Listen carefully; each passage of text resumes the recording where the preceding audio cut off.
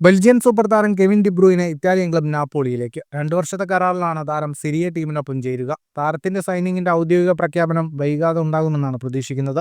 ഡിബ്രൂയിനെ free ഏജന്റായാണ് Italian ക്ലബിൽ ചേരുക. ഈ സീസൺ അവസാനത്തോടുകൂടി ഡിബ്രൂയിന മാഞ്ചസ്റ്റർ സിറ്റി വിട്ടിരുന്നു. നീണ്ട 10 വർഷത്തെ മാഞ്ചസ്റ്റർ സിറ്റിക്കൊപ്പമുള്ള യാത്ര അവസാനിപ്പിച്ചാണ് ഡിബ്രൂയിന നാപ്പോളിയിലേക്ക് ചേക്കേറുന്നത്. 2015 ജർമ്മൻ ക്ലബ് വോൾസ്ബർഗിൽ നിന്നുമാണ് കെവിൻ ഡിബ്രൂയിന സിറ്റിയുടെ തട്ടകത്തിലെത്തിയത്.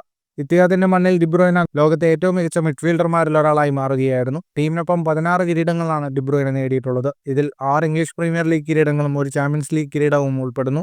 ഇംഗ്ലീഷ് പ്രീമിയർ ലീഗിൽ ഈ സീസണിൽ ഒരു തകർപ്പൻ റെക്കോർഡും ബെൽജിയൻ താരം സ്വന്തമാക്കിയിരുന്നു. മാഞ്ചസ്റ്റർ സിറ്റിക്കൊപ്പം 250 ഗോൾ കോൺട്രിബ്യൂഷൻസ് സ്വന്തമാക്കാനാണ് ഡിബ്രൂയിനയ്ക്ക് സാധിച്ചത്. സിറ്റിക്ക് വേണ്ടി 92 ഗോളുകളും 158 അസിസ്റ്റുമാണ് താരം നേടിയത്.